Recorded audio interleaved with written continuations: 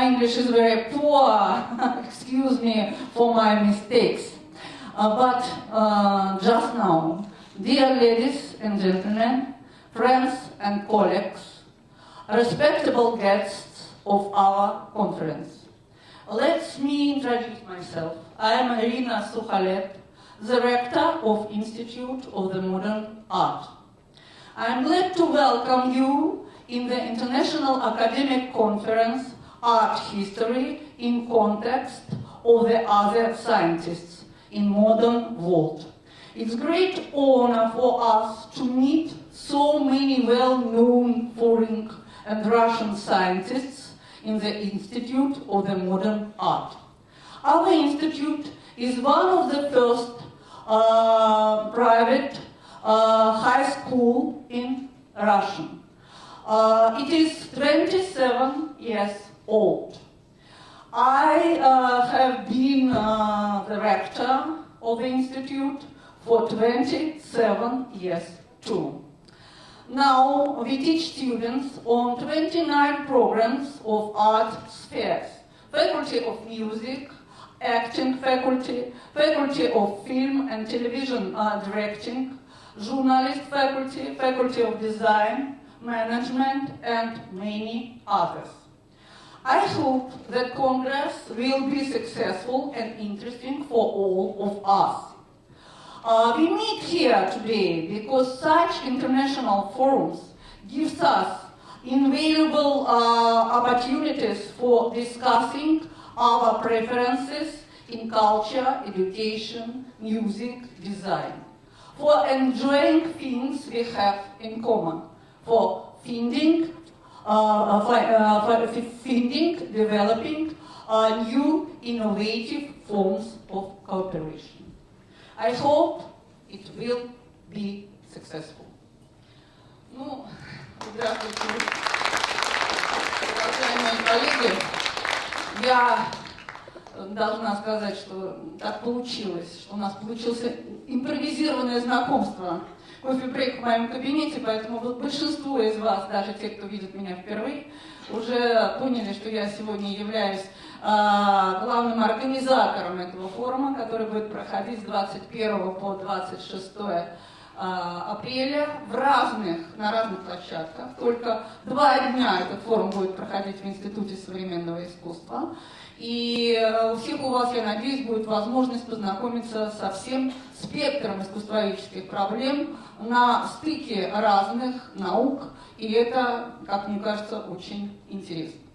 Насколько я понимаю, хотя мы не участвовали в этом ранее, этот форум уже совсем не новый, это уже 10-й его вариант, ну, с некоторыми, я бы сказала, дополнениями, изменениями, которые здесь были Григорием Рафаэльевичем Консоном, как главным устроителем и организатором, и я бы сказала, вдохновителем сегодняшнего конгресса, проведены. Институт современного искусства, в котором вы сейчас находитесь, будет принимать вас сегодня и завтра с 10 часов. Здесь с 10 до 2 завтра будут пленарные заседания, а дальше секции. У вас у всех есть программы, вы все имеете возможность определиться, что вам интересно и куда вы еще хотели бы попасть. Мы сделаем все возможное, чтобы вам было комфортно. Я хотела предупредить вас о том, что сегодня и завтра в рамках Института современного искусства на нашей площадке будет одновременно проходить 2 конференции. Конференция всероссийская и конференция международная, участниками которой вы все и являетесь. Что же касается публикаций, то все, кто является участником международной конференции, естественно, могут рассчитывать и правильно будут делать на международную публикацию. Что же касается тех людей, которые будут принимать участие в работе завтрашних секций, они в основном будут претендовать на публикацию российскую, насколько я понимаю положение дел. Мы очень хотели наших молодых ученых, наших молодых исследователей, но не только наших, мы приглашали, собственно, исследователей из разных вузов, студентов, аспирантов, магистрантов, привлечь к достижениям международной искусствоведческой науки. Ну и поэтому мы вот решили совместить, уж простите нас за это. Это был, как рачительные хозяева, мы хотели использовать любую возможность для воспитания, прежде всего, своих студентов тоже. Ну и еще я хотела обратить ваше внимание на следующий организационный момент. Он мне совершенно необходим, прежде чем мы начнем свою конференцию. У вас у всех есть в пакетах, которые вы получили, договор.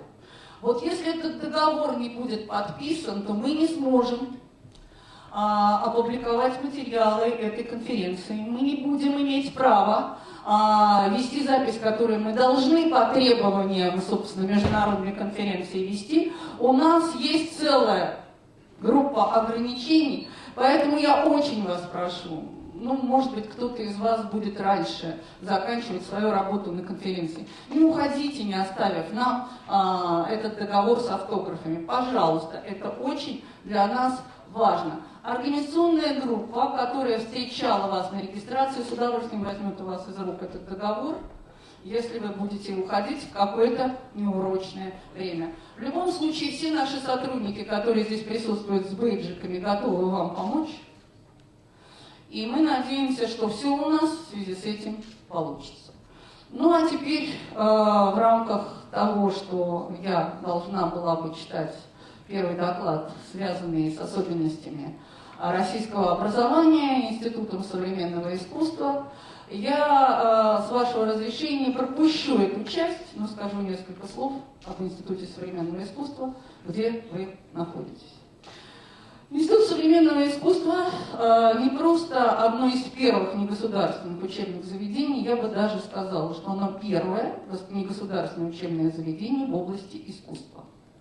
Более того, Институт современного искусства в 1992 году, после появления закона об образовании, который дал возможность вообще для создания частных вузов, был среди тех, кто подал документы на лицензирование.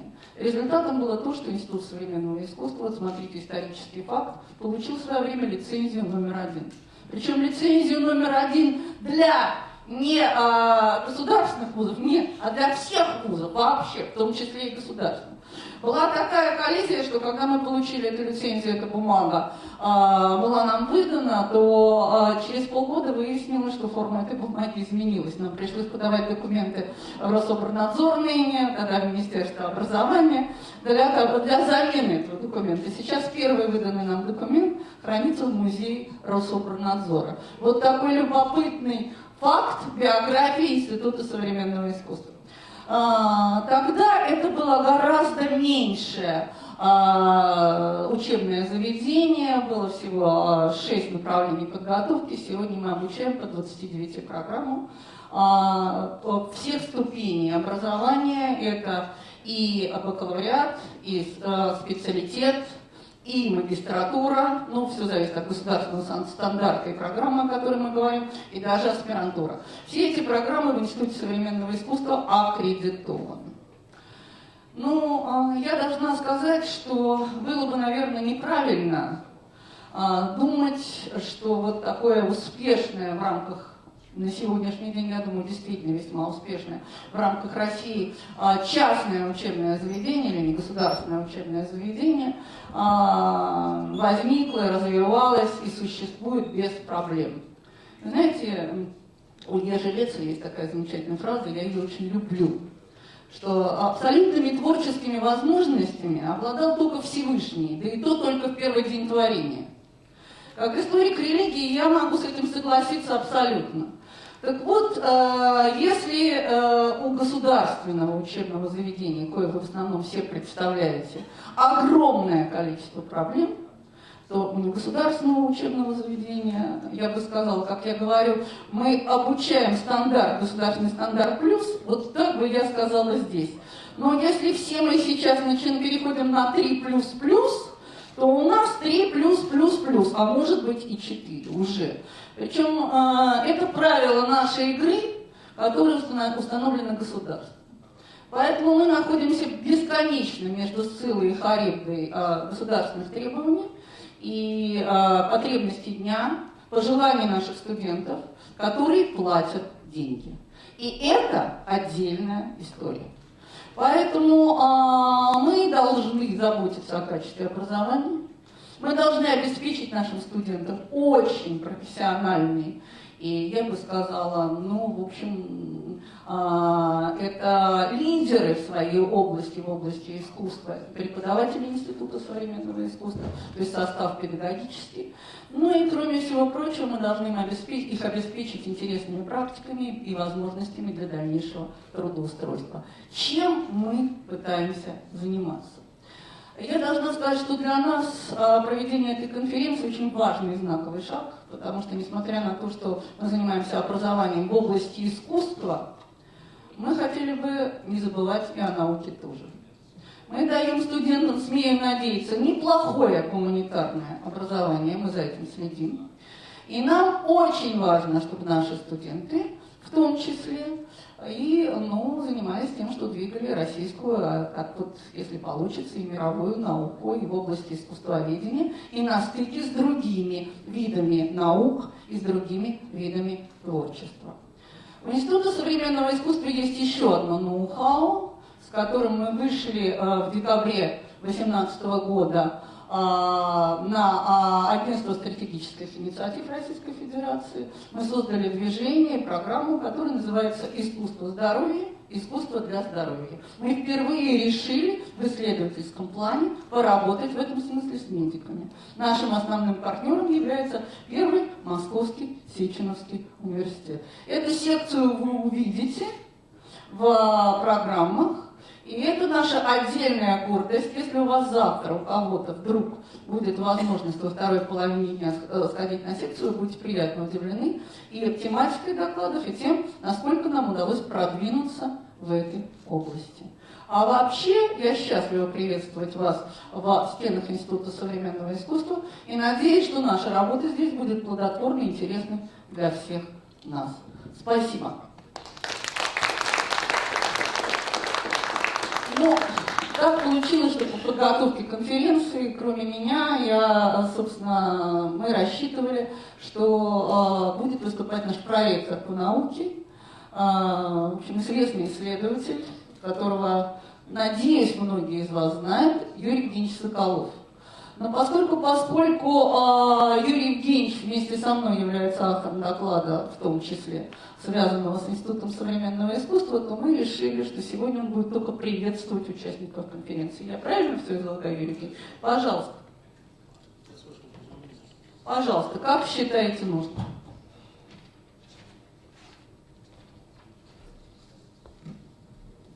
Здравствуйте, коллеги. Название нашей конференции «Искусство в контексте других наук» оно весьма многозначно, и у каждого рождается собственная ассоциация. Я думаю, каждый из моих коллег помнит, что в более гармоничные времена любая наука для того, чтобы обрести свой статус, должна была быть одновременно искусством. Как по артистизму стиля, так и по артистизму мысли. Эти времена давно прошли. С артистизмом стиля начали разбираться еще в XIX веке, когда рождается специфическая манера выражаться, такой суконный научный язык, во второй половине XX века объявленный научной нормой. Что касается артистизма мысли, то поскольку знаменитый принцип академической науки XX века «публиковать или умереть» ныне заменен на «рейтинговать или погибнуть», то, в общем-то, на самом деле можно сказать, что артистизм успешно вытесняется. Он успешно вытесняется экстазами рейтингования и обоюдного цитирования. Для некоторых, к сожалению, это стало смыслом научной деятельности. На данный момент, перефразируя слова Оскара Вайлда, можно сказать, что наше научное сообщество удивительно терпимо. Оно простит вам все, кроме таланта. Не думаю, что данное положение вещей можно исправить в сколь-нибудь краткосрочной перспективе. Однако наш долг напоминать данному сообществу, что когда-то оно было гораздо более совершенной корпорацией.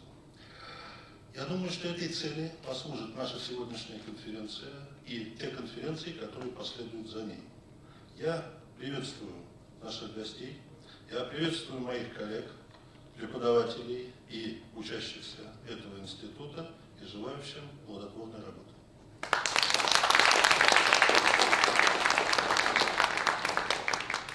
Ну, я думаю, что было бы несправедливо и неправильно не дать нам слово Григорию Рафаэльевичу Консону, который, собственно, является главным организатором всех наших побед, надеюсь.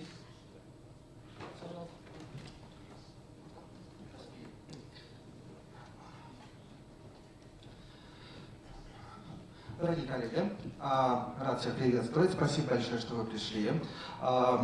И участники сегодняшнего заседания, и участники каких-то других заседаний, также наши уважаемые гости, информационные партнеры, те, кто нас поддерживает, представители других государств и так далее. Мне бы хотелось, помимо того, чтобы поприветствовать самих докладчиков, участников популярного заседания, прежде всего, конечно, поблагодарить информационных партнеров, которые, так сказать, дали согласие осветить наши мероприятия уже, собственно, дают анонсы и будут делать рецензии на эту тему. Это радио «Орфей», это музыкальный клондайк, представитель которого здесь присутствует, Илья Мраченко. Прошу вас. Спасибо за анонс. Соответственно, это телеканал просвещения, и, возможно, вот что вот чуть-чуть позже в одной из других заседаний будет телеканал «Культура», как вы надеетесь. Также мне бы хотелось среди наших иностранных гостей, которые не являются докладчиками, но при этом являются дружественными нам коллегами, поприветствовать Яну Агмон, это, прошу, советник посольства Израиля, глава культурного центра «Мотив» при посольстве Израиля. Мне бы хотелось высказать большие слова благодарности в адрес Института современного искусства, который сейчас является, ну, пожалуй, одним из локомотивов в области негосударственного образования в сфере искусства и культуры. И я думаю, что не только негосударственное образование в сфере искусства и культуры, но и, если сравнивать вот результаты образовательной деятельности, то есть те места, которые занимают выпускники института, тех абсолютно топовых коллег, так сказать, известных в мировом культурном и образовательном пространстве, таких как Даниил Крамер, известный джазмен, один из лучших пианистов джазовых мира, известные актеры Дмитрий Певцов, Ольга Дроздова и другие. Так вот, собственно, он сейчас занял достойное место среди, так сказать, сонма, действительно ведущих вузов в России, которые выпускают наиболее подготовленные, качественные, перспективные кадры в области искусства и культуры практически по всем направлениям. В этой связи мне хотелось поблагодарить за устройство конференции Института современного искусства и лично ректора Института современного искусства Ирину Сухалет.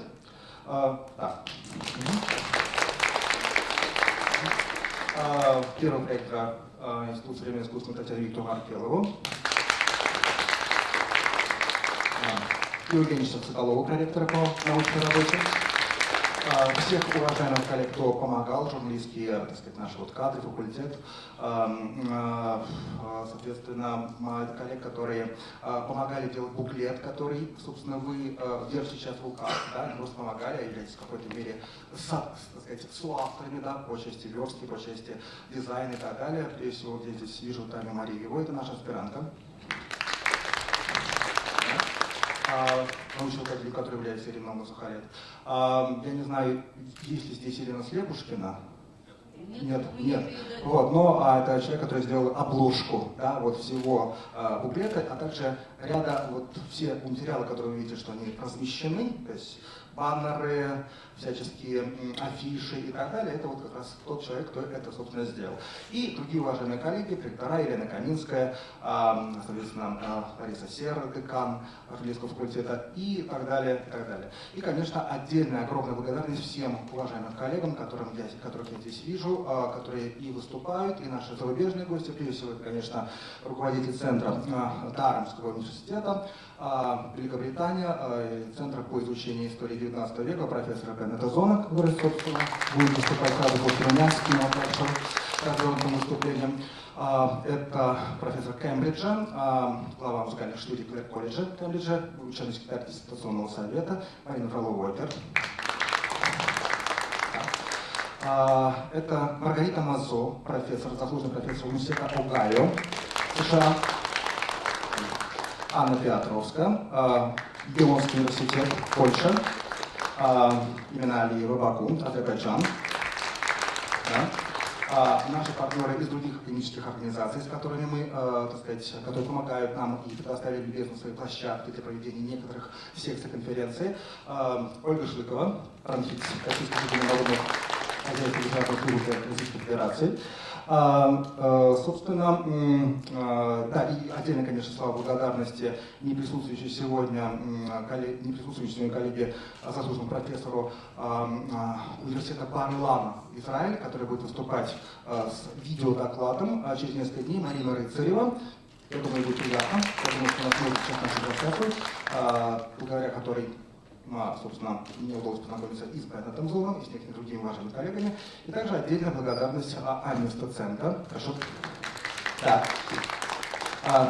которая только что успешно защитила PhD в университете Тор Вергата, Рим, выиграла грант университета Сапиенции и, собственно, тоже предоставила нам контакты нескольких наших известных зарубежных партнеров. Конечно, отдельно мне хотелось бы приветствовать Александра Сергеевича Рыжинского, проектора Российской профессора. Вот. И, разумеется, моего давнего друга, коллегу, который помогает наряду, так сказать, усилить пул переводчиков. У нас есть собственный пул переводчиков в Институте Современного Искусства, которые блестяще справляются своей задачей. Ну и, соответственно, на другие дни, так сказать, вот Марина Невская, это советник ректора Российского государственного университета, собственно, которая на английском, по-моему, говорит лучше, чем на русском, хотя на русском говорит потрясающе. Вот. Большое спасибо за помощь и за партнерство. Несколько слов о том, собственно, у меня заявлен тоже был большой доклад, однако для экономии времени еще будет возможность нам немножко поговорить и на тему наукометрии, на тему публикаций, хищнических практик, то, что заявлено в следующие, так сказать, следующие дни.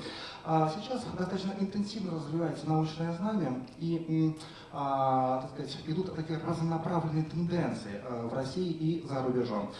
Дело в том, что, с одной стороны, Россия хочет очень сильно, так сказать, продвинуться, и действительно есть большие результаты. Допустим, за последние 5 лет система Web of Science Core Collection, наиболее престижной мировой базы цитирования, так сказать, по количеству публикаций российские авторы продвинулись с 16 на 12 место. Это было за 5 лет. Да?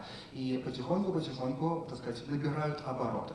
Вот. С другой стороны, допустим, у наших зарубежных коллег, и представляющих университеты Лики Плюща США или Расселскую группу в Великобритании, есть совершенно другие, я бы сказал, ориентиры, не собственно на наукометрию, да, и не собственно на какое-то развернутое представление международной базы цитирования, но есть собственная система ориентирования, то есть рейтингование, система оценок, о чем сегодня будет говорить и Марина Фролова-Уокер в своем выступлении, которая, естественно, немножко отличается от того, чем привыкли мыслить мы.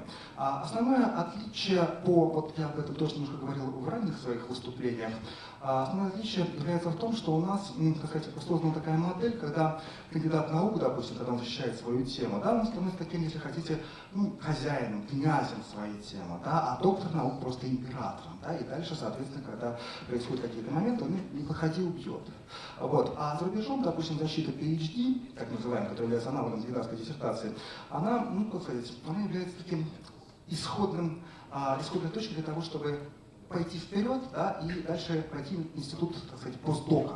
Да? То есть, когда человек должен себя апробировать в качестве действительно успешного ученого. Из PhD, наверное, с ним не будут особо разговаривать, но дальше это не гарантирует ему того, что он стал вот таким вот уже все это признанным ученым. Вот. И это немножко противоречит вот той системе, которая была создана у нас в Советском Союзе. Я сейчас говорю не потому, что одна лучше, другая хуже, я просто говорю как о фактах, как данности.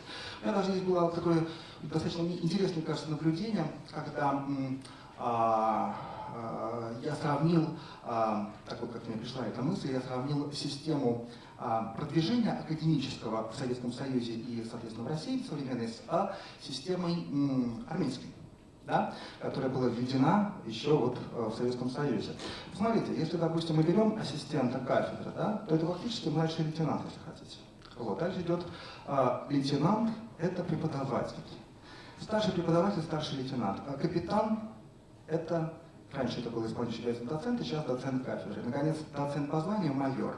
Профессор, его профессора точнее, или, соответственно, профессор по должности — подполковник. Полковник — это уже профессор. Кстати, тут есть такой важный момент, потому что в таблице рангах Российской империи профессору соответствовал генеральский чин, но потом чуть-чуть понизили, чтобы ну, как-то профессура не слишком приветствовала новую власть, вот, частично. Вот. И, значит, да, дальше, соответственно, идет заведующий кафедрой, генерал-майор, декан, генерал-лейтенант, генерал-полковник, проректор и ректор генерал армии, министр образования, министр обороны, ну и президент генералиссимус, ничего не изменилось. Вот, собственно, вот это вот такая вот система табеля о рангах, да, и в этой системе координат мы живем. Вот, а за рубежом все-таки немножко идет обратная модель, то есть раскрутка научного знания, когда человек получает зарплату, человек получает некую, так сказать, уходит в исследовательскую группу, которая, соответственно, работает и дает возможность ему, так сказать, раскрутиться, так сказать, да, и в этом, от этого идет уровень его заинтересованности в международных публикациях.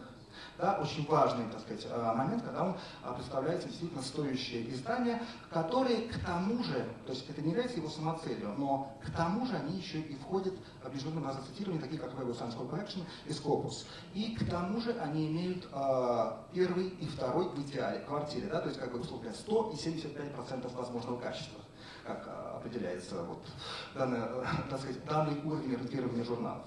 Вот, и от этого начинают происходить различные особенности, да, в, так сказать, научной работе. Более подробно я их коснусь вот в дальнейших своих выступлениях, в частности, в большом выступлении, посвященном Preliminary Journals, то есть хищническим практикам в российских и зарубежных журналах и, собственно, институтах борьбы, которые сейчас создаются, уже были созданы и создаются и пересоздаются в Web of Science Collection, Scopus и другими системами.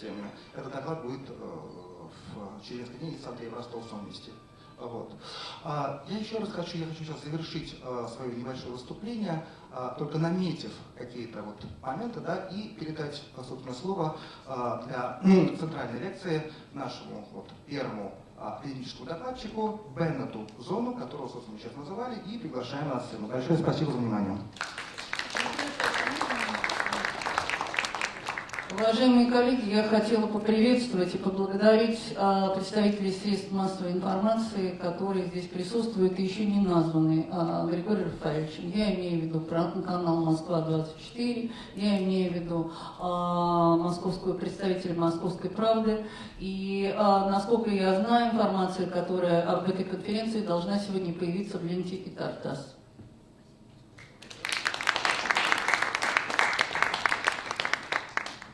Беннет, вам слово.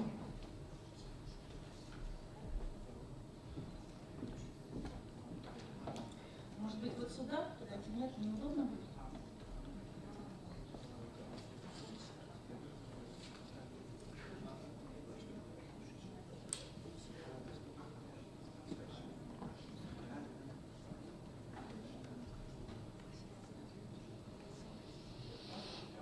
Коллеги, вы можете посмотреть, я надеюсь, у вас у всех есть программа. Это Exphrases and Foundations of Modern Mythology.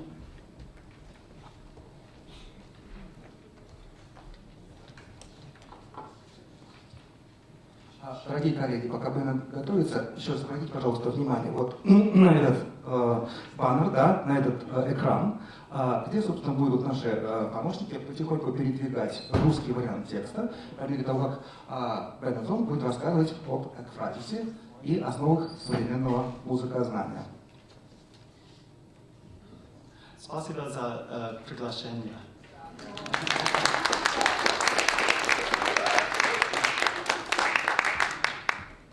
Musicology today is arguably amongst the most interdisciplinary discipline of all the arts. As many journals attest, Music Perception, an international journal, the Journal of Interdisciplinary Music Studies, Approaches, an interdisciplinary journal of music therapy, Resonance, an interdisciplinary journal, and that's just to name a few. For current musicologists, these journals capture an interdisciplinary episteme indicative of modern disciplinary exchange. Although interdisciplinarity is a relatively new concept, first coined in 1930, it can be traced in its ancestry to a number of intellectual predecessors, including a range of comparative forms of research. Amongst these is an antecedent largely unknown in the history of interdisciplinary musicology, however, ekphrasis, a method of writing designed to embody the essential characteristics of another art. Tim Shepard and Anne Leonard, for example, boldly claim that it is quite recently that their formerly sovereign territories, the musical and the visual, have found new students with new agendas right across the amorphous landscape of the modern humanities.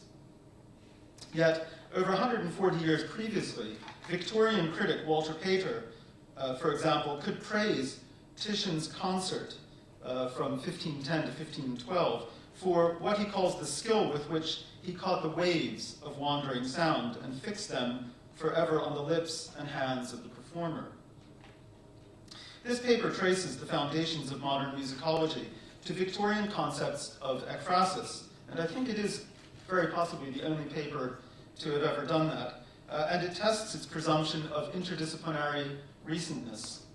It begins with an introduction to ekphrasis, images, and interdisciplinarity before focusing in on Victorian ekphrasis and two examples from Victorian musicology, a little piano primer by someone named Henry Keatley Moore, and an 1852 guidebook to the London Zoo.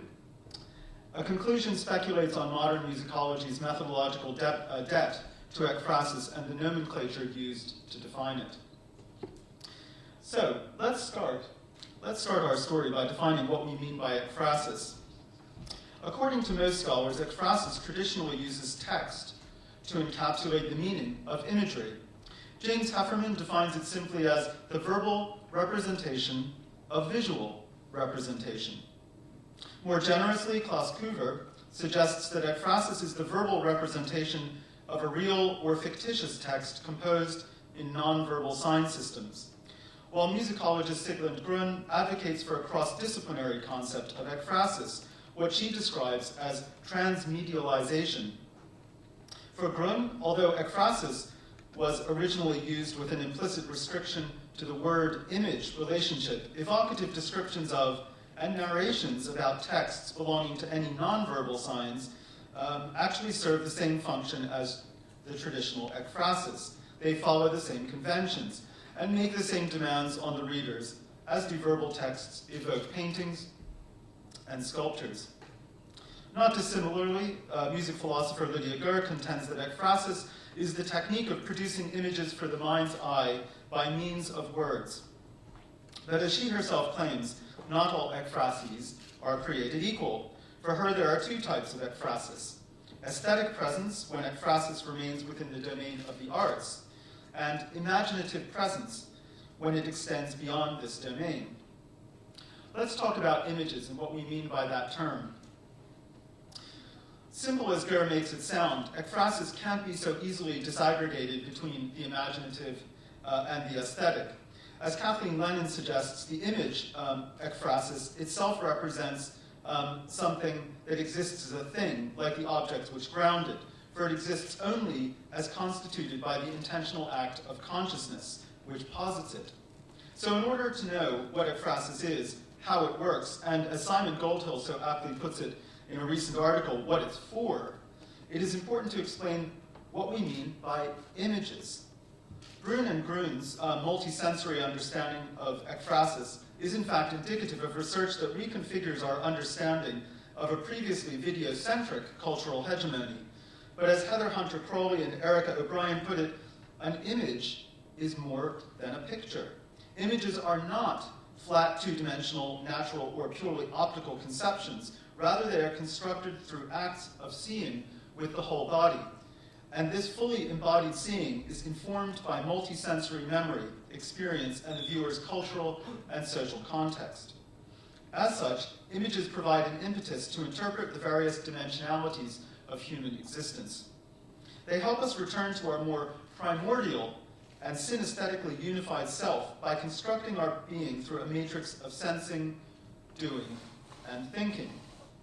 And this is really the story behind the advent of Tom Mitchell's dialectical concept of what he calls image text.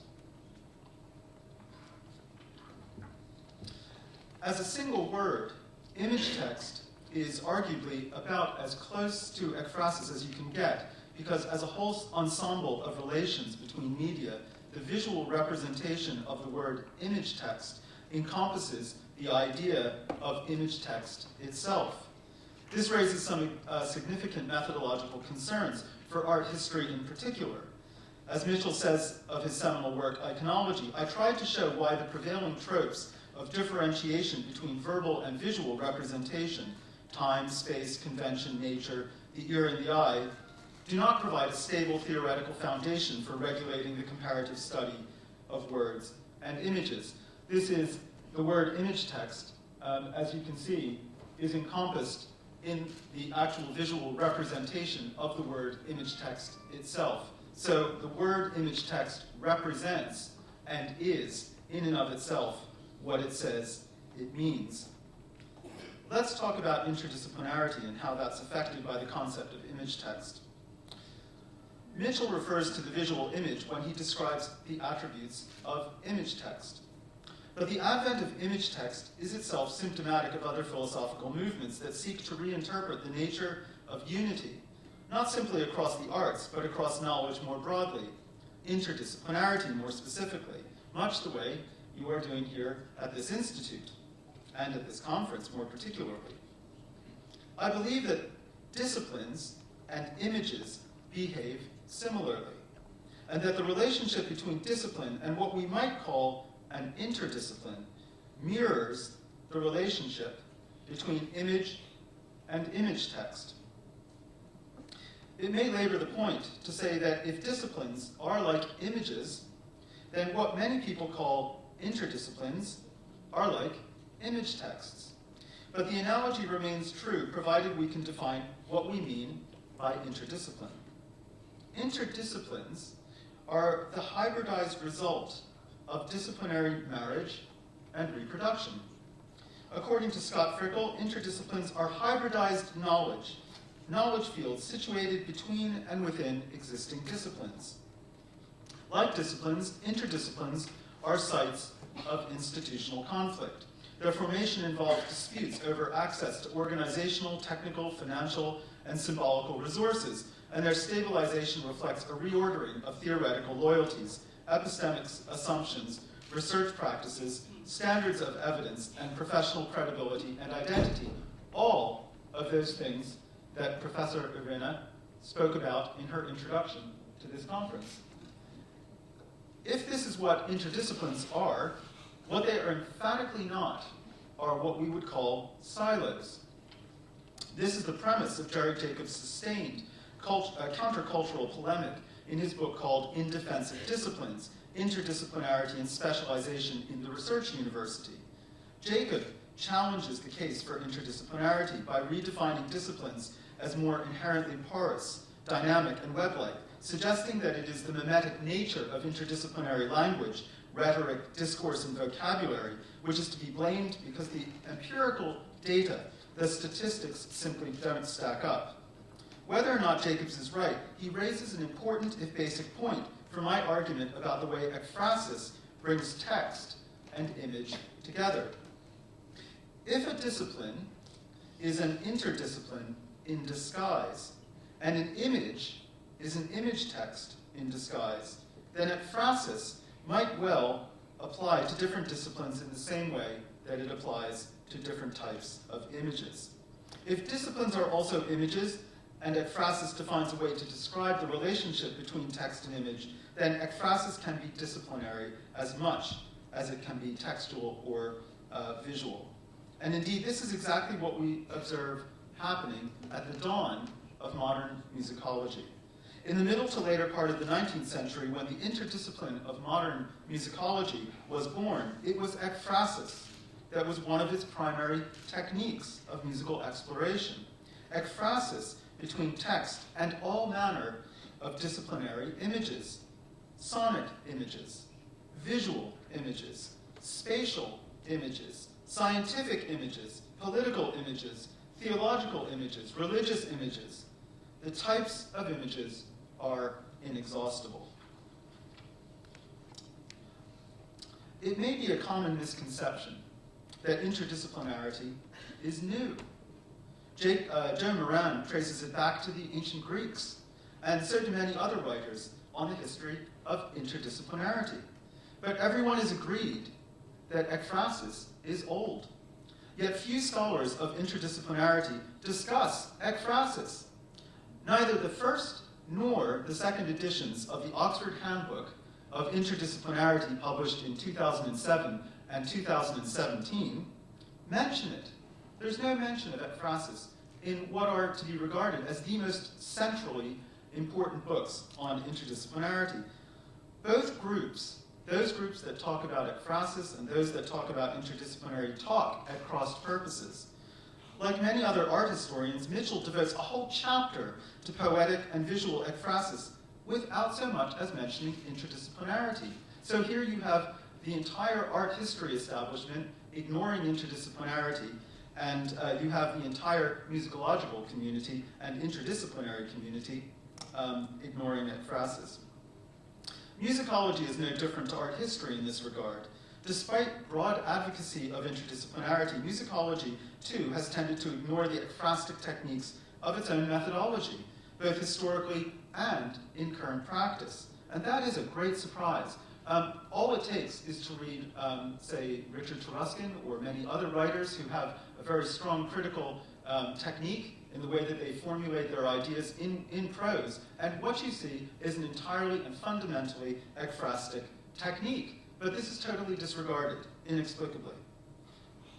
As a technique, ekphrasis was not lost on the Victorians, however. Far from it.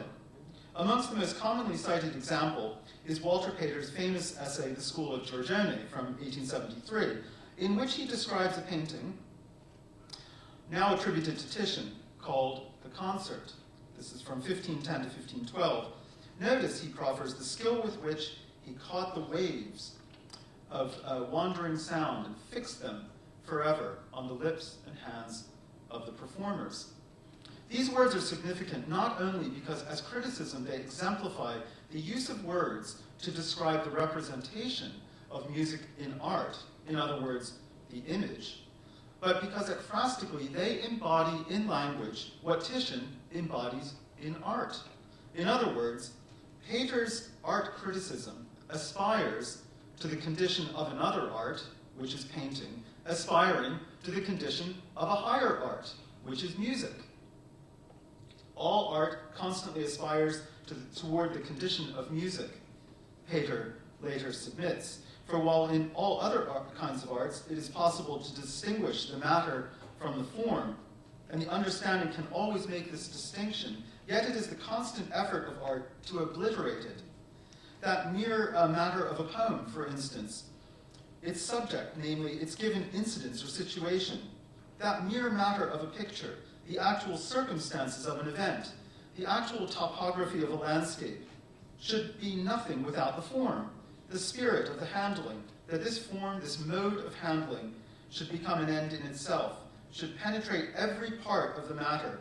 This is what all art constantly strives after and achieves in different degrees. It is the art of music, Pater asserts, which most completely realizes this ideal, this perfection, this perfect identification of matter and form. In its consummate moments, the end is not distinct from the means, the subject from the expression. They inhere in and completely saturate one another, and to it, therefore, to the condition of its perfect moments. All the arts may be supposed constantly to aspire. Pater may enter into musicological debate inadvertently, because of course this painting is about music. But the promotion of music as the highest attainable art had far-reaching consequences for music itself. Music was itself at war over two seemingly opposing types or extremes of musical expression at the time, programmatic and absolute. Programmatic music tries to represent something external to music, like poetry, fiction, painting, sculpture, architecture, landscape, and so on. Rimsky-Korsakov's Scheherazade is a good example of program music. It derives its form from its content, from the content of its story. Absolute music is not directly representative and utilizes relatively predetermined forms, like sonata and rondo, a Mozart symphony, for example. It could be, and was in the Victorian period, argued that it derives its content from its form. Philosopher Roger Scruton puts it this way: program music does not merely echo or imitate things which have an independent reality. The development of program music is determined by the development of its theme. The music moves in time according to the logic of its subject, and not, like absolute music, according to autonomous principles of its own. According to musicologist Mark Evan Bonds, when Pater describes music as the highest art, he means to suggest absolute music. Music so expressively pure, it isn't sullied by the embodied act of representation. It's pure music in some absolute, abstract way. But the relevance of this kind of interpretation distracts from what I believe is Pater's original ekphrastic intention. Pater doesn't seem interested in hierarchizing musical genres, whether absolute music is better than program music or vice versa, nor in hierarchizing the arts more generally, whether poetry is greater than sculpture, or sculpture is greater than painting. Despite the fact, nevertheless, that all arts, he says, aspire to the condition of music. He seems more interested in hierarchizing ekphrasis as a critical technique by using words not simply to describe, but to embody the object they describe, much as it so happens in program music, not absolute music. Program music and ekphrasis have at least one thing in common, if nothing else. They are incontestably aspirational. Like all ekphrastic propositions, they aspire to overcome the limitations of any one form of expression by communing directly with one another. Pater, in his essay, calls this Anderstreben, literally Anderstreben, other-seeking. This is what he says, what Germans call Anderstreben, a partial alienation from its own limitations, through which the arts are able not indeed to supply the place of each other, but reciprocally to lend new forces. Thus again, sculpture aspires out of the hard limitation of pure form towards color, or its equivalent. Poetry, also in many ways, finding guidance from the other arts, the analogy between a Greek tragedy and a Greek work of sculpture, between a sonnet and a relief, of French poetry generally with the art of engraving being more than mere figures of speech, and all the arts in common aspiring towards the principle of music. Music being the typical or ideally consummate art, the object of the great Anderstreben of all art, of all that is artistic, or partakes of artistic qualities. Anderstreben, other-seeking, is more than a kind of intermedial corollary to ekphrasis. It is a technique. It is the technique of ekphrasis, what the technique of musical composition is to all the arts. It is an aspirational apogee in which all arts find completion only in and through one another. It is liberation within constraint, and it applies as much to art criticism as it does to all disciplines, especially to the interdiscipline that musicology has been since the 19th century. Let's look at some examples. That's all very abstract and very theoretical, and I apologize for that. Let's look at the Child's Pianoforte book from 1882. Victorian musicology embraced ekphrasis wholeheartedly, partly because it drew breath from contemporary interdisciplinary developments, and partly because ekphrasis is the technique of voicing an interdisciplinary imaginary, especially those involving science and evolutionary theories. A good example is found in this book by Henry Keatley Moore. Keatley Moore was a librarian by day, but a very serious musical amateur by night. And his ideas are inflected by the educational theories of Friedrich Froebel, founder of the kindergarten movement in 1840, and himself an advocate of what in contemporary evolutionary thinking is called recapitulationism. This is the belief that every human being recapitulates the totality of human evolution in their lives. Thus, an embryo in the womb develops from a rudimentary organism through invertebrates, vertebrates, and mammals. A child is effectively a savage-like and primitive being. A young adult is more advanced, and an adult is civilized, given the proper Western European upbringing and culture. For Froebel, therefore, children are never what they are in and of themselves, but beings with the potential and the spiritual aspiration to become holy or complete human beings. Like ekphrasis itself, children are a text, and in this case, an evolutionary text, recapitulating the image they embody. To use Walter Pater's terminology, children are effectively art aspiring to the condition of music. Indeed, Froebel muses, even the child's own fingers must spread themselves out and become now different children, like little fishes, now little birdies, and so on. Thus, the child whose life is a whole in itself represents at first life as in the objects around him, since each and everything which he has entered into existence from the being of life, and the action of God the Creator is a whole, and also part of a great all life. For Froebel, as for Keatley Moore, music facilitates that recapitulationary process. He says the development of the race is reproduced in the development of the child. The child, Froebel suggests, at first speechless, begins by singing, and not until later does he form articulate sounds. This is thought which replicates Darwinian thinking, but at a much earlier period of time. It anticipates Darwin. Froebel describes music as representation through sound, effectively the sonic equivalent of what Mitchell would call an image text, or what we might call, and what I call, and have named, a music text. And in this sense, he invokes a doubly powerful ekphrastic imaginary. On the one hand, he describes how music helps the child grow through playthings, and how song is a life-giving word. This is a kind of reciprocity Pater describes as understreben, as other-seeking, not a seeking to become something else, but a seeking to become a being through which ekphrasis unifies the aesthetic presence of becoming and the imaginative process of being.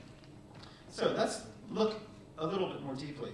From its lavishly illustrated interior to the decorative features of its cover board, the ekphrastic imaginary suffuses every element of this book. There is the cover. The cover is itself a typical example of a Victorian music text. Here is a stalk of lilies on the left, a Christian symbol of purity, chastity, and devotion. And it rises up from the lower left-hand corner, like a great big C, pressing up behind the word child's in the title banner, where the flowers blossom like ear trumpets towards a girl studiously practicing the piano.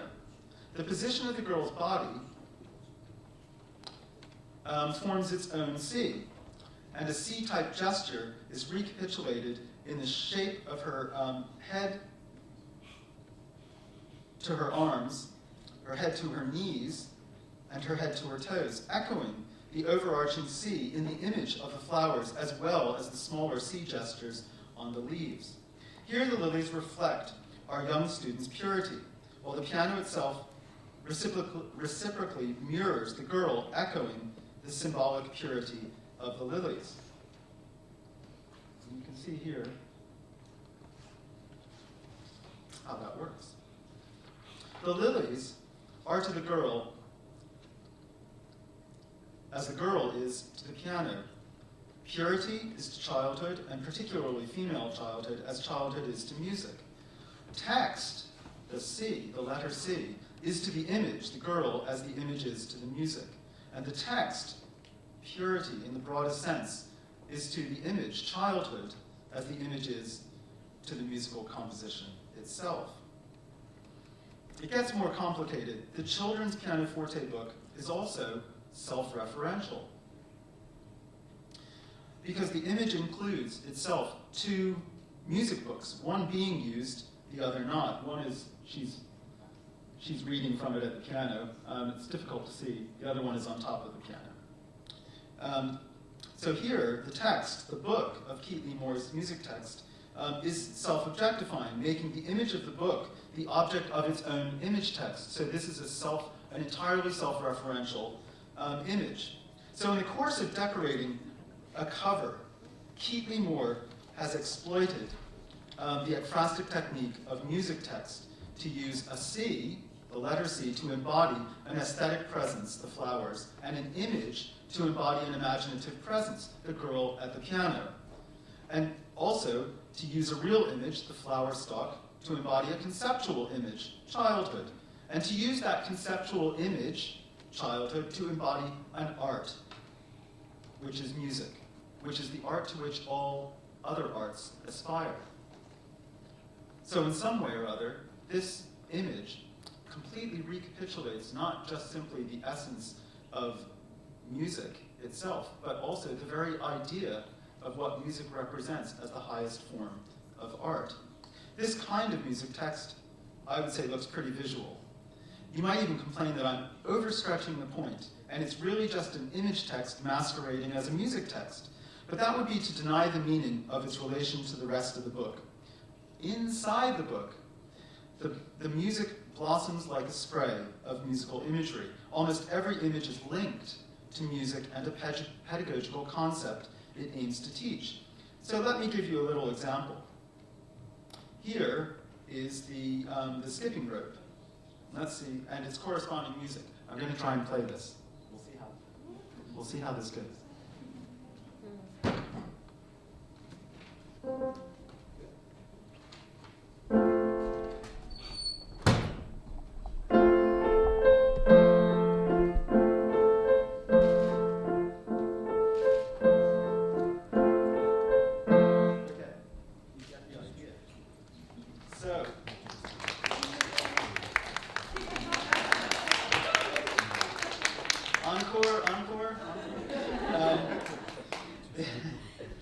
That is the extent of my musical pianistic ability, I can assure you. Let's talk about this particular example. It is very simple. The right-hand melody on the top skips, rising and falling intervals, when the word skip appears. So that's pretty obvious.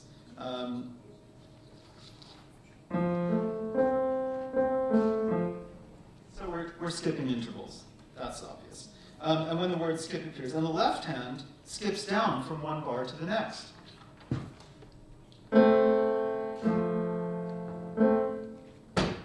The meter is in 3/4, which provides a more naturally rounded feeling than the jutting up and down motion of something that might be in duple time. So, for example, 1, 2, 3, 1, 2, 3, 1, 2, 3, as opposed to 1, 2, 1, 2, 1, or 1, 2, 3, 4, 1, 2, 3, 4. So there is a skipping of beats, and there is also a skipping of intervals in the tune. And there is more in this example than meets the eye, as you might expect to know. So the right-hand tune rises in one bar as the left-hand accompaniment falls in two. Right? In other words, the left hand and the right hand are effectively mirror images melodically, like Guess Who, like the girl at the piano being mirrored by the piano itself on the cover. But they are operating across different time frames. The left-hand accompaniment is skipping to a different beat, one at the beginning of each bar. So it recapitulates or embodies in 2 bars what the tune expresses in 1.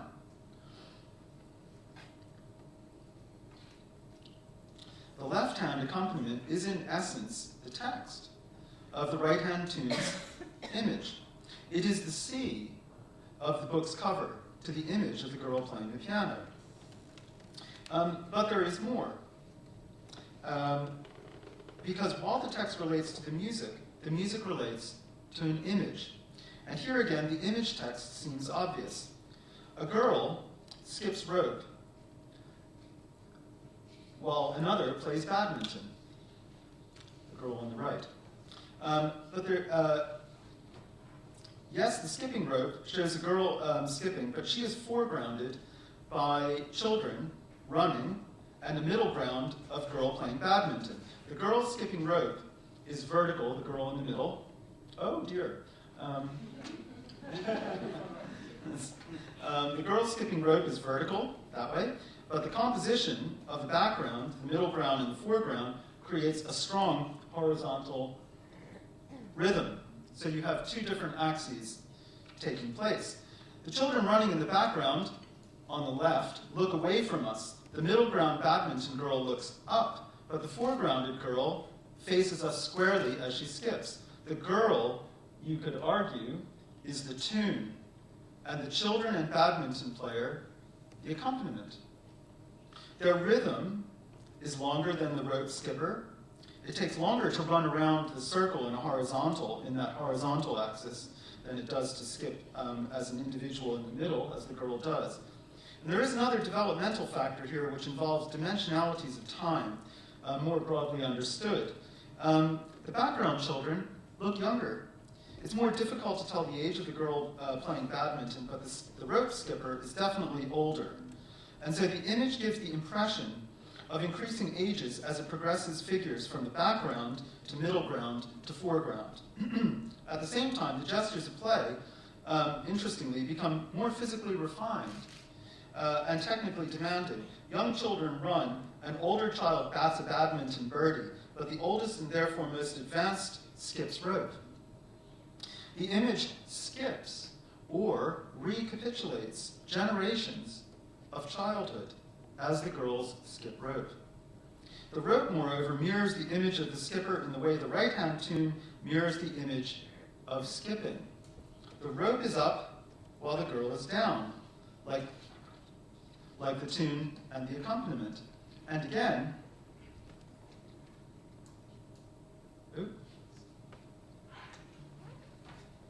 sorry.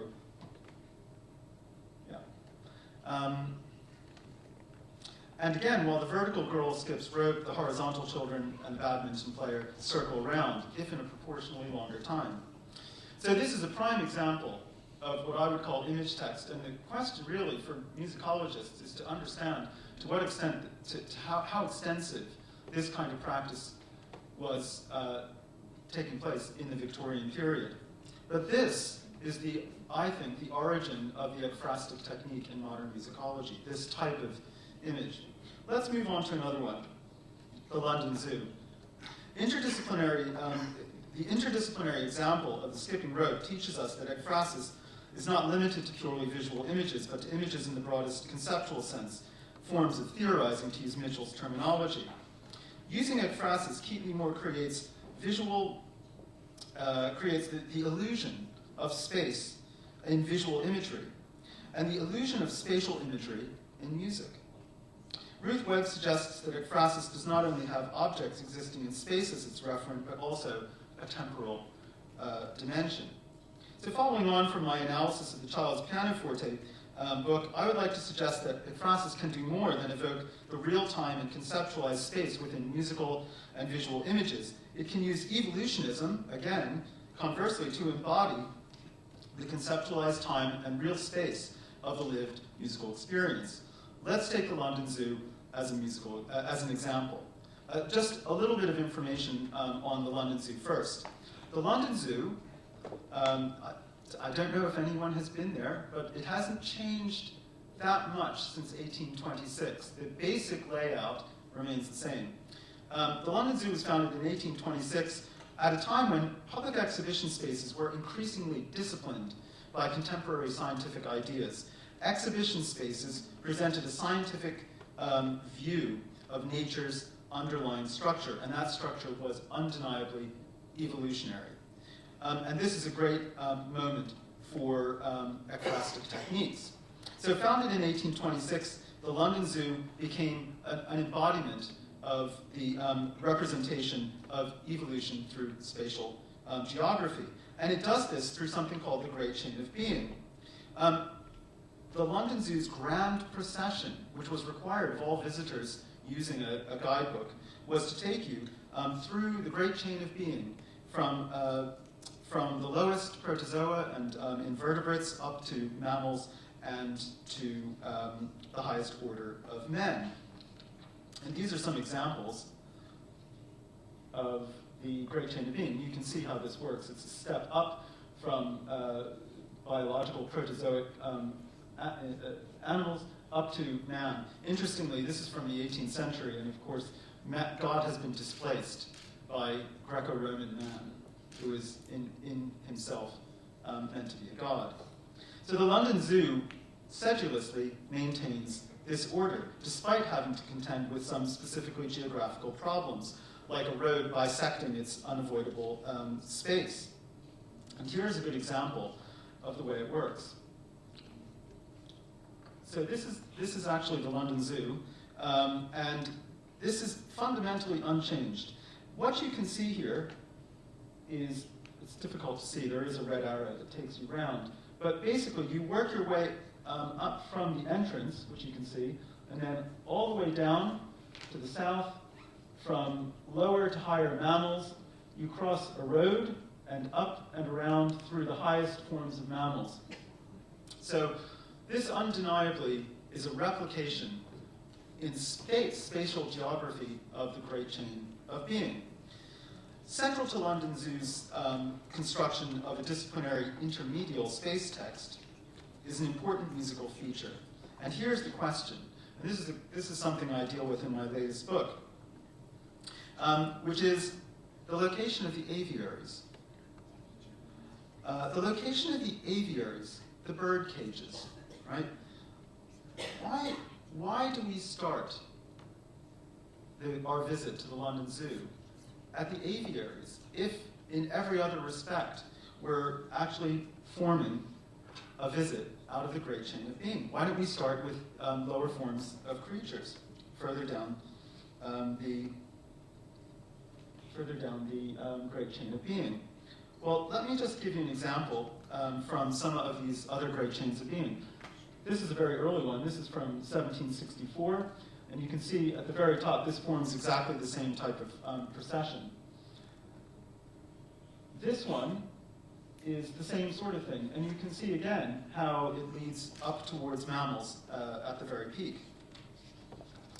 And then again, another one. Oops. Yep.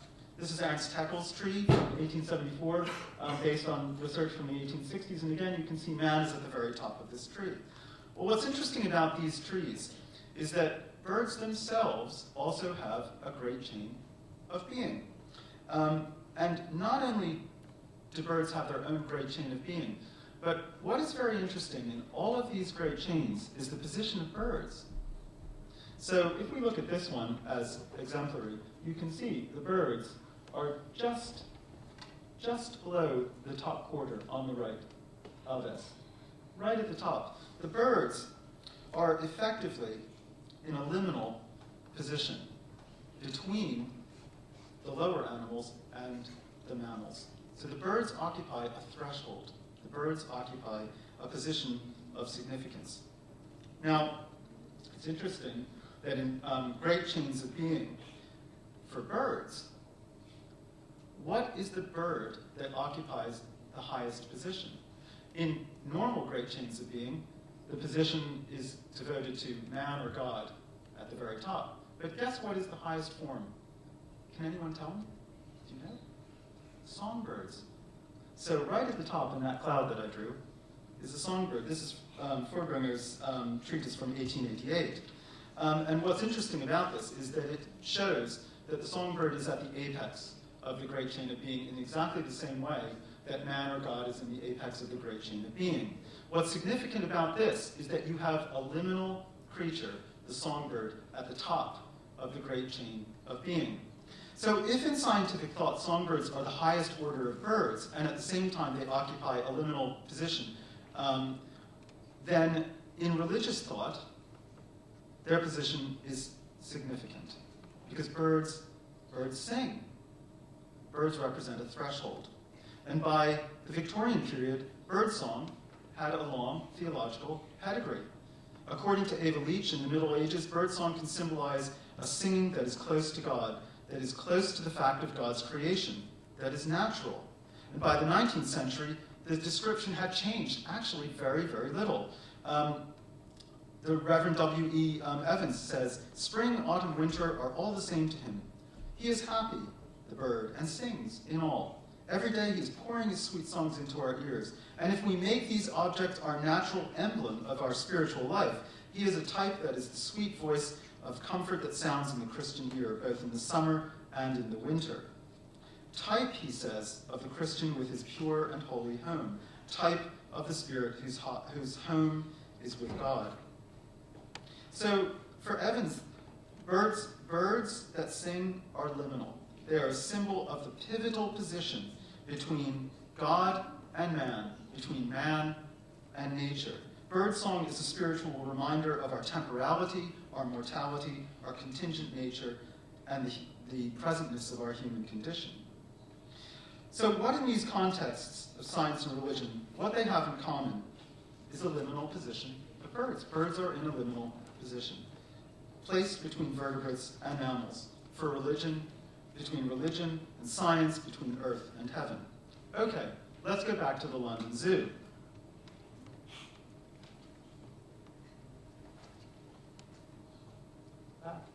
There we go.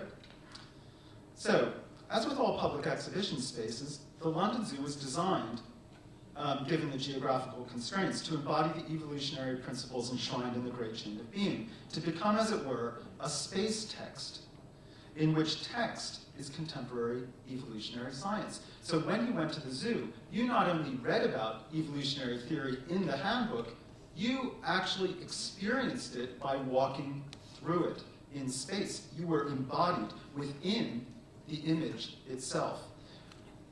You became part of the space text. Yet the grounds begin and end with the aviaries. Why? I would like to suggest that the position of the aviaries is not arbitrary, but intentional, and that the precise location of their cages represents its own space text, not just a space text in which text is simultaneously both scientific and religious, but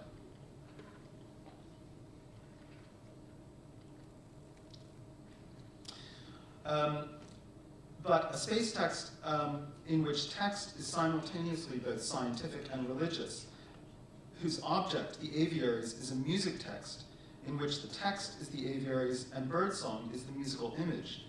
And so if, as Walter Pater says, all art aspires to the condition of music, then the spatial geography of the London Zoo proves it, because the London Zoo is designed to make you aware that birdsong is liminal, that birdsong is in some way representative of our human condition, to remind us of our position between heaven and earth. And it suggests that while all art may aspire to the condition of music, music is by its very nature other-seeking. So here you have an example of spatial geography seeking to be in some way or other musical, and music seeking to be even broader than itself. This is why Simon Goldhill asks not what ekphrasis is, but what it's for. Why have ekphrasis? Because ekphrasis is its own image text caught between the rock of what is, the text, and the hard place of what it's for, the image. And now just some concluding remarks. Because of its nature as an arch interdiscipline, surely all disciplines aspire to the condition of musicology, if Walter Pater is correct. Victorian musicology was centrally placed to expose the constructive limitations of ekphrasis. But modern musicology positively embraced the living contradiction that is Victorian ekphrasis. And today is, I believe, it is a discipline that owes its very existence to the ekphrastic imaginary. Post-war musicology describes itself in 1955 as a field of knowledge having its object, the investigation of the art of music as a physical, psychological, aesthetic, and cultural phenomenon. The musicologist is a research scholar, and he aims at knowledge about music. Now it has become cliche to use the text of musicology to invoke the image of extra-musicological disciplines through concepts of contingency, plurality, locality, difference, heterogeneity, dissemination, iterability, and semiosis. In 1991, Joseph Kerman, father of what is called, you will know, the new musicology, called this type of behavior grafting. And I wonder whether grafting is actually another word for ekphrasis. It sounds slightly derisory, but perhaps that's what ekphrasis is, after all, simply a form of intellectual grafting. This is possibly the impression we get from Tom Mitchell, who describes the motivation towards ekphrasis as ekphrastic hope. he frames it in utopian ideas. The phase, he says, when the impossibility of ekphrasis is overcome in imagination or metaphor, when we discover a sense in which language can do what so many writers have wanted to do, to make us see, to use a text, to invoke another faculty. But Mitchell forgets something very crucial here that neither Frugel nor Keatley Moore, nor the designers of the London Zoo fail to take into account. Because ekphrasis is not simply about seeing. Ekphrasis is not just about art and art history. It's also about hearing and other sensory faculties. It's about sensing, it's about doing and thinking. Musicology is all about sensing, doing, and thinking, partly because of its performative dimension, something Chris Small describes as musicking, but also because, as an interdiscipline, it too constantly aspires to the condition of music, self-referentially, like Keatley Moore's book.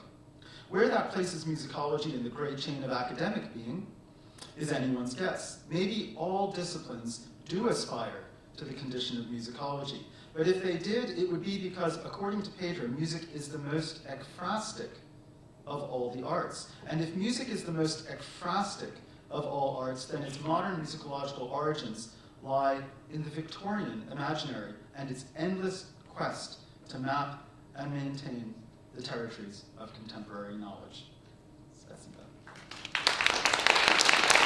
Thank you very much for your interesting lecture.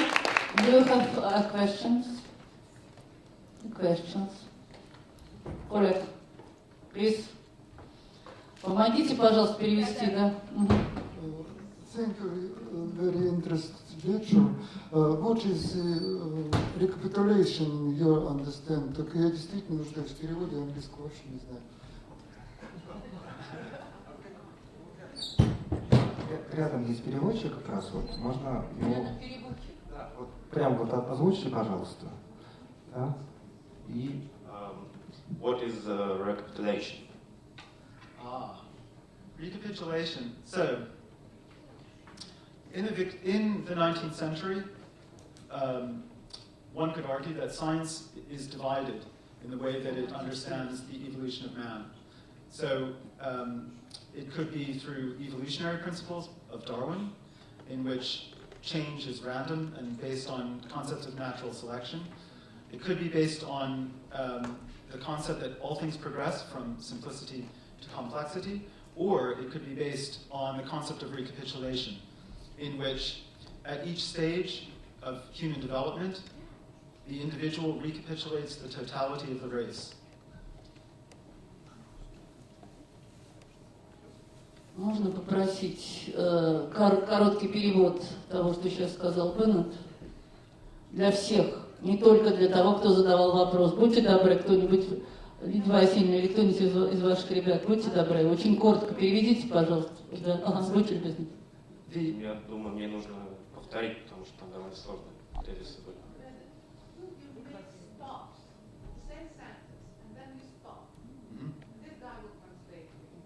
Okay.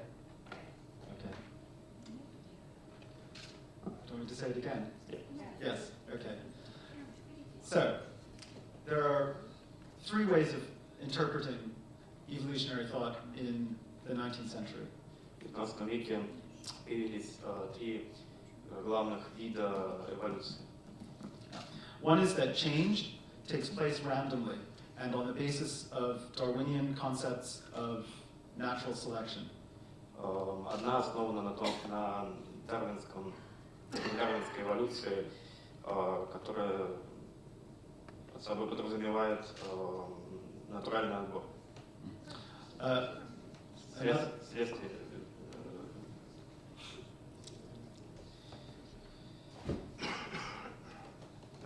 Yeah. Another is that all human development progresses from simplicity to complexity, from simple organisms to complex organisms, naturally.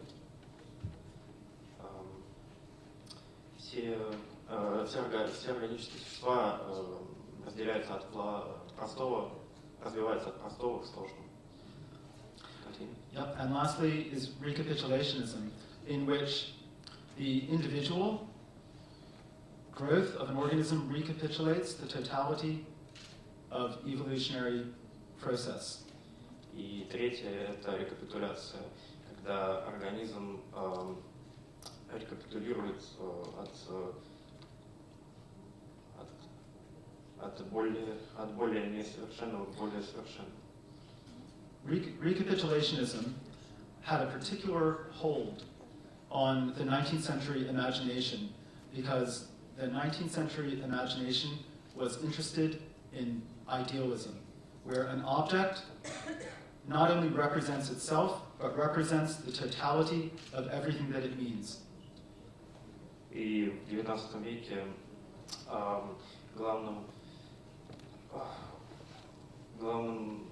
главной идеей была именно рекапитуляция.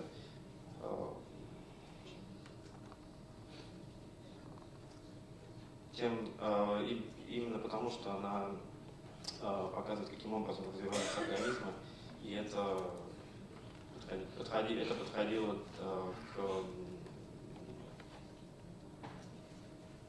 это было важно для развития науки и музыки и прочего искусства. Music theory in the 19th century, in the 18th and 19th century, music theory adopted scientific language. So it speaks of, in sonata form, it speaks of the recapitulation. И в XIX веке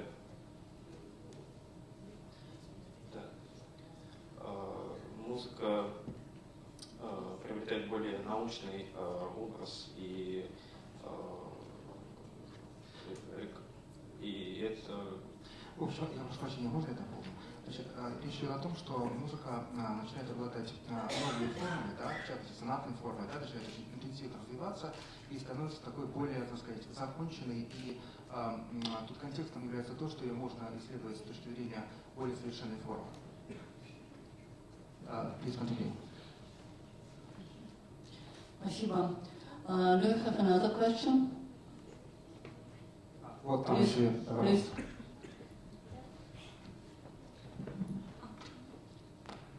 Well, first of all, I want to tell you thank you. We're very pleased to greet you at the Institute of Contemporary Art, and the lecture has been really interesting for me. And my question is, could you represent examples of a crisis in modern world so that younger generation would understand everything?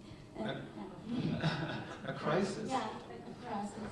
In A modern, crisis. Yeah, a crisis in modern world. In modern world? Some examples like you. Речь шла о том, что, спасибо большое за выделенное выступление, очень интересный, так сказать, фокус зрения, и какие-нибудь примеры по поводу использования или применения экспозиций в современном мире, условно говоря, то есть в мире искусства современного мира, в такой намеренно.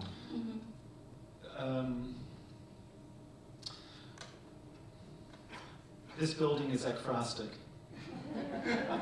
Это здание является экфрастическим. That's an interesting point of view. Ekphrasis, today, the concept of ekphrasis has progressed from the 19th century to today.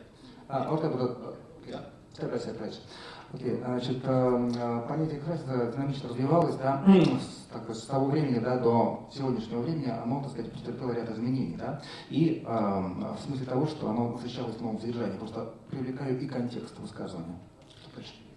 So under pressures of interdisciplinarity, ekphrasis has become transmedial. Значит, под влиянием, вот, так сказать, под влиянием прессинга, давления, да, под влиянием концентрированного влияния, вот так вот я бы сказал, под следствием концентрированного влияния междисциплинарности, экспрессис как-то приобретал новые и новые, так сказать, черты и приобретал такое, вот это междисциплинарное значение в смысле его концептуализации. So ekphrasis has progressed from a word and image relationship to the relationship of any objects. Значит, со временем, так сказать, экспрессис развивался от слова, да, от образа, от какой-то связи, to relationship of what the end of your last sentence? An interdisciplinary, all relationships. То есть как бы в общем, так сказать, в значении междисциплинарного, большого междисциплинарного объекта, который объединяет в себе различные, так сказать, смысловые связи. So one looks at the relationship between arts rather than the relationship of simply text and its relation to an image. Так, значит, что?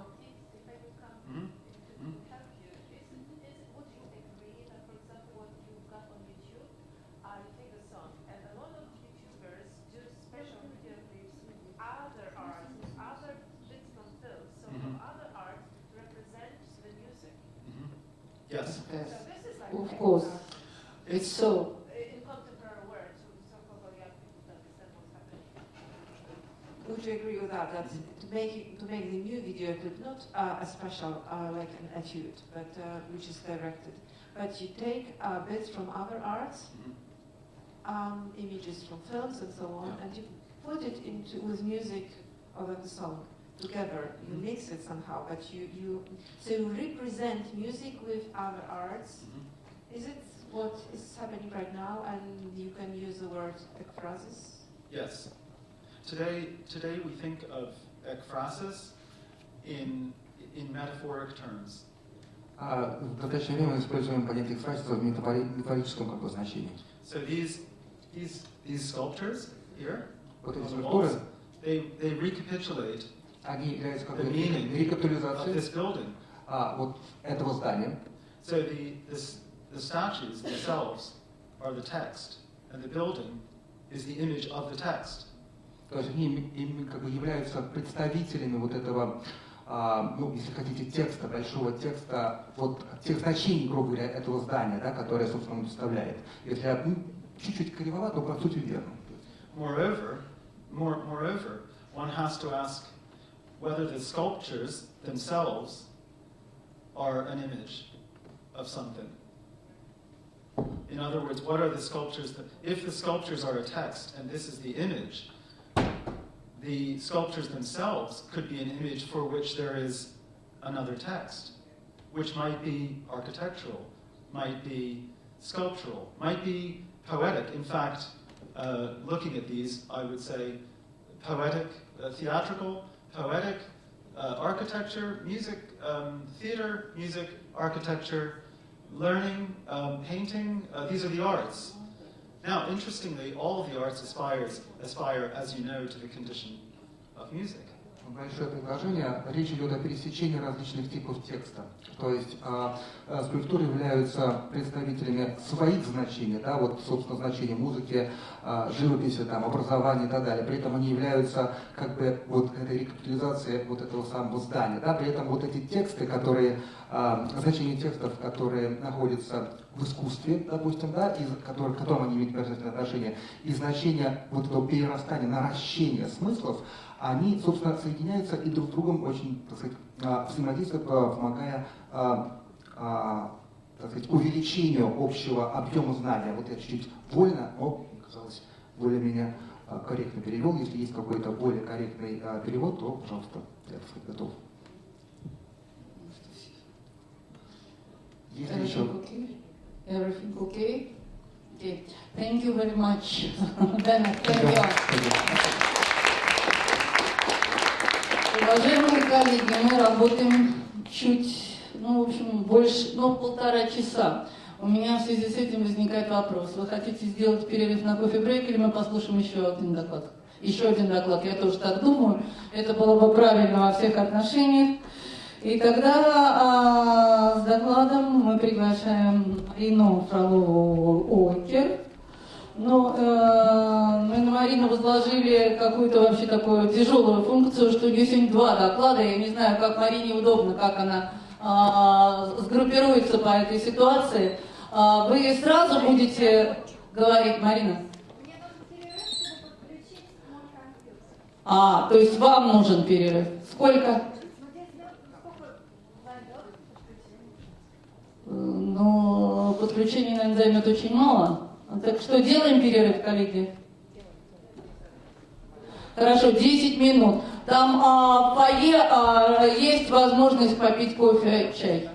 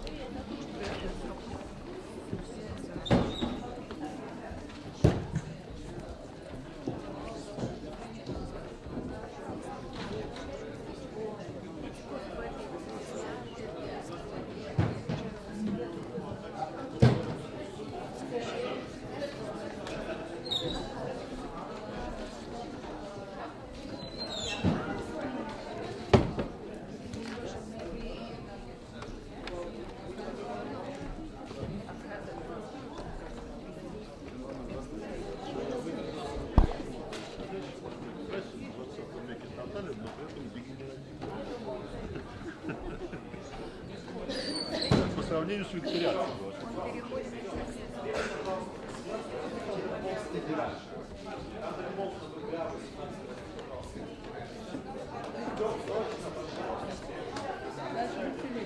Вообще поговорить по-русски.